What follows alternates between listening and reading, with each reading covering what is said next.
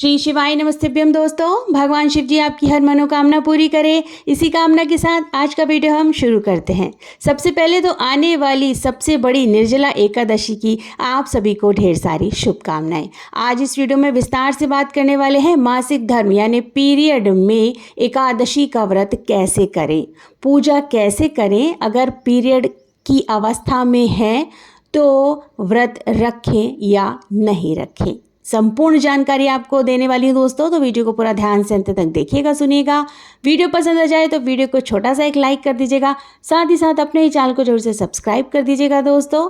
तो सबसे पहले तो आपको बता दूं कि साल की सबसे बड़ी निर्जला एकादशी का व्रत कब किया जाएगा।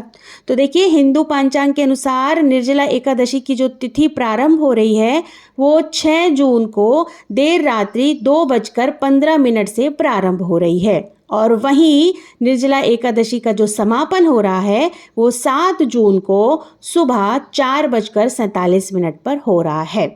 तो ऐसे में उदया तिथि के अनुसार जो गृहस्थ जीवन वाले होंगे वो निर्जला एकादशी का व्रत 6 जून को पूरे विधिवत तरीके से रखेंगे। लेकिन 7 जून को जो व्रत रखा जाएगा, यानी 7 जून साल 2025 को जो व्रत रखा जाएगा वो वैष्णव संप्रदाय के लोग व्रत रखेंगे।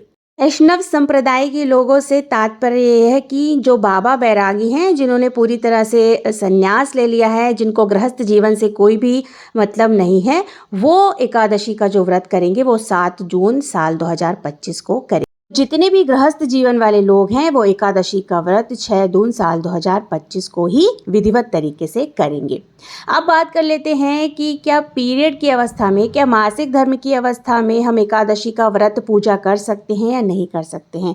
तो मेरी कुछ ऐसी माताएं बहनें होंगी जो एकादशी का व्रत तो करती होंगी, लेकिन मान लीजिए उनका मासिक धर्म उसी दिन आ जाता है या उनका पहला दूसरा तीसरा दिन रहता है, तो ऐसे में वे पूजा कैसे कर सकते हैं। तो देखिए, अगर आपका मासिक धर्म उसी दिन आ जाता है या आपका पहला दूसरा तीसरा चौथा या 5वां दिन रहता है, तो आपको देखिए पूजा तो करनी ही है। आप शारीरिक रूप से पूजा नहीं कर सकते हैं, जैसे कि आप अपने घर के मंदिर में स्पर्श करते हुए भगवान को पूजा नहीं कर सकते हैं, लेकिन आप मानसिक पूजा कर सकते हैं, मानस पूजा कर सकते हैं और आप नाम जप कर सकते हैं। ठीक है, ऐसी स्थिति में अगर आप मानसिक पूजा करते हैं, नाम जप करते हैं, तो आपकी पूजा पूरी तरह से स्वीकार होती है, आपको व्रत का पूर्ण फल प्राप्त होता है। तो ये तो रही कि आपको पूजा किस तरह से करनी है। अब बात कर लेते हैं कि क्या हमें पीरियड की अवस्था में व्रत रहना चाहिए या नहीं रहना चाहिए, क्योंकि बहुत सारे लोगों के मन में ये सवाल होता है कि हम पीरियड की अवस्था में हैं, हम राजस्वला की अवस्था में हैं, तो क्या हम व्रत रखें या नहीं रखें, हमारे व्रत मान्य होगा या नहीं होगा, हमें व्रत का पूर्ण फल प्राप्त होगा या नहीं होगा।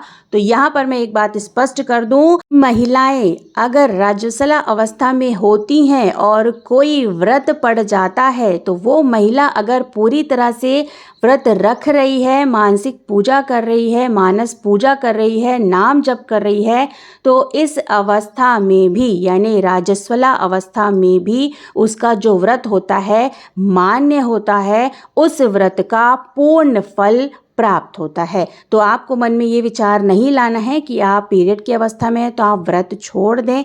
नहीं, आपको व्रत पूरे विधिवत तरीके से रहना है। बस आपको भगवान को स्पर्श नहीं करना है, पूजा पाठ की किसी वस्तुओं को स्पर्श नहीं करना है, आपको मानसिक पूजा करनी है, आपको नाम जप करते हुए अपने व्रत को संपूर्ण बनाना है और व्रत पूरे श्रद्धा भाव पूर्ण के साथ रखना है।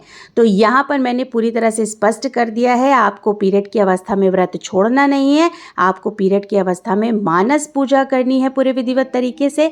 तो आशा करती हूँ आपको स्पष्ट जानकारी इस वीडियो में मिल गई होगी दोस्तों। अगर वीडियो पसंद आए तो वीडियो को छोटा सा एक लाइक कर दीजिएगा, साथ ही साथ अपने ही चैनल को जरूर से सब्सक्राइब कर दीजिएगा दोस्तों। बहुत जल्द मिलते हैं एक नए वीडियो के साथ, एक नई जानकारी के साथ। तब तक ऋषि शिवाय नमस्तेभ्यम। धन्यवाद दोस्तों।